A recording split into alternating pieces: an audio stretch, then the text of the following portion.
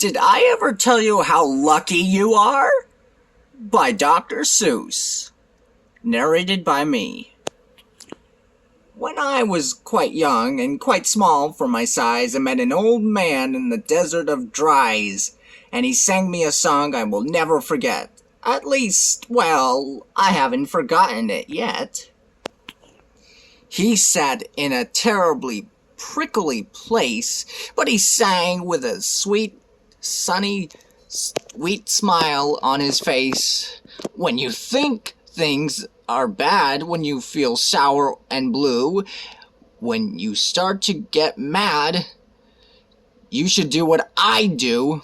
Just tell yourself, Ducky, you're really quite lucky. Some people are much more, ever so much more, much more unlucky than you. Be glad you don't work on the Bungle Bridge that they're building across Booberberry at Bum Ridge. It's a troublesome world. All the people who are in it are trouble with troubles almost every minute. You ought to be thankful a whole heaping lot for the places and people you're lucky you're not. Just suppose, for example, you lived in Gazette and got caught in that traffic on Zate Highway 8. Or suppose, just for instance, you lived in Gazere with your bedroom up here and your bathroom up there.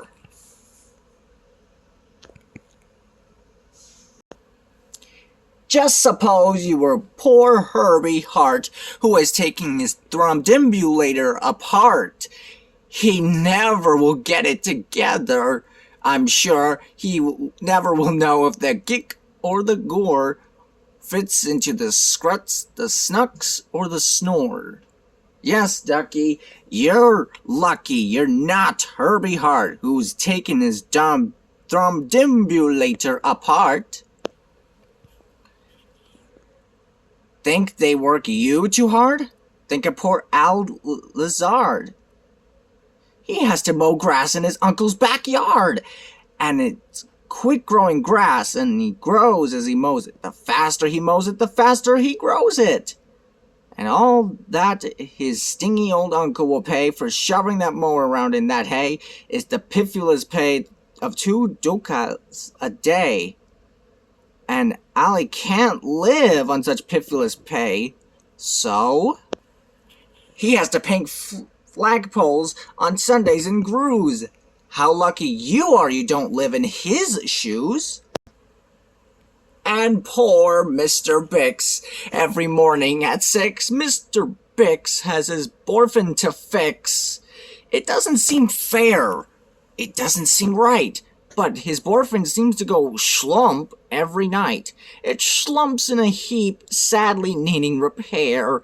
Bix figures it's due to the local night air. It takes him all day to unschlump it, and then the night air comes back, and it schlumps once again. So don't you feel blue. Don't get down in the dumps. You're lucky you don't have a boyfriend that schlumps. And while we are at it, consider the sklots, the crumplehorn, web-footed, green-bearded slots, whose tails are entailed with unsolvable knots. If he isn't muchly worse off than you, I'll eat my umbrella. That's just what I'll do. And you're lucky indeed you don't ride on a camel. To ride on a camel, you sit on a whammel. A whammel, you know, is a sort of a saddle, held on by a button that's known as a faddle. And boy, if your old whammel faddle gets loose, I'm telling you, Ducky, you're gone like a goose. And poor Mr. Potter, T-crosser, I-daughter. He has to cross T's and he has to dot I's in an I-N-T factory out in Van Nuys. Oh, the jobs people work at out west near Hotch. There's a Hotcher, bee watcher. His job is to keep both his eyes on the lazy town bee. A bee that is watched will work harder still, you see. Well, he watched, and he watched. But, in spite of his watch, that bee didn't work any harder. Not much. So then somebody said, our bee watching man just isn't bee watching as hard as he can. He ought to be watched by another Hotcher. The thing we need is a bee watcher. Well, the bee watcher watched the bee watcher. He didn't watch well, so another Hotcher had to come in as a watcher. And today all the Hotchers who lived in Hotch are all watching on watching the watcher who's watching that bee. You're not a Hotch watcher. You're lucky, you see. And how fortunate you're not Professor DeBreeze, who has spent the past 32 years, if you please, trying to teach Irish ducks how to read Javanese. And think of the poor puffing Pugelhorn players who have to parade down the Pugelhorn stairs every morning to wake up the Prince of Pugelboken. It's awful how often their pugels get broken. And oh, just suppose you were poor Harry Haddo. Just as he can't make any shadow. He thinks that perhaps something's wrong with his giz. And I think that, by golly, there probably is. And the poor brothers Bazoo, suppose your hair grew like theirs happened to do. You think you're unlucky? I'm telling you, Ducky, some people are ever so muchly more unlucky than you.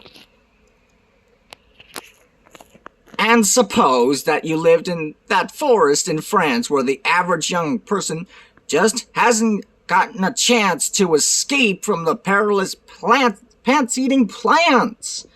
But your pants are safe. You're a fortunate guy, and you ought to be shouting, how lucky am I? And speaking of plants, you should be greatly gladish you're not Farmer Faugenberg's 17th radish. And you're so lucky you're not Gucky Gown, who lives by himself 90 miles out of town, in the ruins of Ronk. Ronk is rather run down. And you're so lucky you're not a left sock, left behind by mistake in the caverns of Croc. Thank goodness for all of the things you are not. Thank goodness you're not something someone forgot, left all alone in some punkerish place, like a rusty tin coat hanging in space. That's why I say, Ducky, don't grumble, don't stew. Some critters are much more